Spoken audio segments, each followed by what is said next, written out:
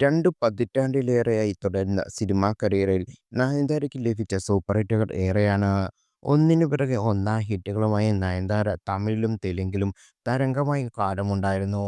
തുടക്കകാലത്ത് വലിയ സിനിമയുടെ ഭാഗമാകാൻ നയൻതാരയ്ക്ക് കഴിഞ്ഞു. രജനികാന്ത്, വിജയ്, അജിത്ത് ഉൾപ്പെടെയുള്ള സൂപ്പർ താരങ്ങളുടെ നായികയായി. തെലുങ്കിലും സൂപ്പർ സ്റ്റാർ താരത്തിന്റെ അവസരങ്ങൾ ലഭിച്ചു.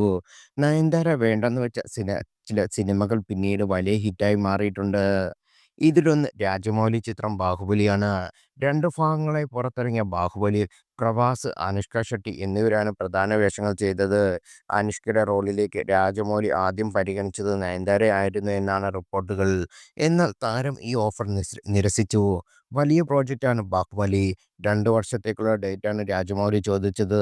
ഈ കാരണത്തിലാണ് നയൻതാര ബാഹുബലി നിരസിച്ചത് എന്ന് റിപ്പോർട്ടുകൾ. ബാഹുബലി ഇത്രയും വലിയ ഹിറ്റാകുമെന്ന് ചിത്രത്തിൽ അഭിനയിച്ചവർ പോലും ഒരിക്കലും പ്രതീക്ഷിച്ചില്ലായിരുന്നു. തെലുങ്ക് സൂപ്പർ ഹിറ്റുകളുടെ സംവിധായകനാണ് അന്നും രാജമൗലിയെങ്കിലും പാൻ ഇന്ത്യൻ തലത്തിൽ പ്രശസ്തിയില്ല. നയൻതാര വേണ്ടെന്ന് വെച്ച റോൾ അനുഷ്കയിലെത്തിക്കെത്തി. നടി ഈ ചിത്രത്തിൽ അഭിനയിക്കാൻ തയ്യാറാകുകയും ചെയ്തു. ബാഹുബലി അനുഷ്കയ്ക്ക് പാൻ ഇന്ത്യൻ തലത്തിൽ പ്രശസ്തി നൽകി. അതേസമയം ബാഹുബലിക്ക് 2 വർഷത്തെ ഡേറ്റ് നൽകാതിരുന്നത് നയൻതാരയ്ക്ക് ഒരു തരത്തിൽ ഗുണം ചെയ്തു. കരിയറിൽ ലേഡീസ് സൂപ്പർ സ്റ്റാറായി വളരുന്ന ഘട്ടത്തിലാണ് നയൻതാരയ്ക്ക് ബാഹുബലിയുടെ ഓഫർ വരുന്നത്.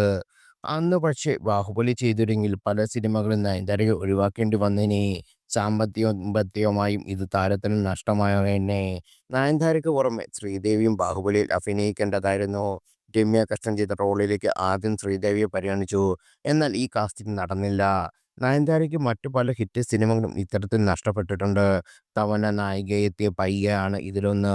ആദ്യം നയൻതാരയെ നായികയാക്കിയാണ് പയ്യ തീരുമാനിച്ചത്.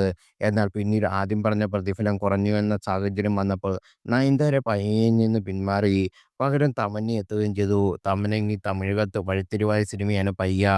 നയൻതാരയെ ഒരു പ്രോജക്റ്റിലേക്ക് കൊണ്ടുവരിക പൊതുവെ എളുപ്പമല്ല. വലിയ പ്രോജക്റ്റ് എങ്കിൽ ഭീമമായ പ്രതിഫലം നൽകണം. പ്രതിഫലത്തിന്റെ പേരിൽ പല സിനിമകളും നയൻതാര വേണ്ടെന്ന് വെച്ചിട്ടുണ്ട്.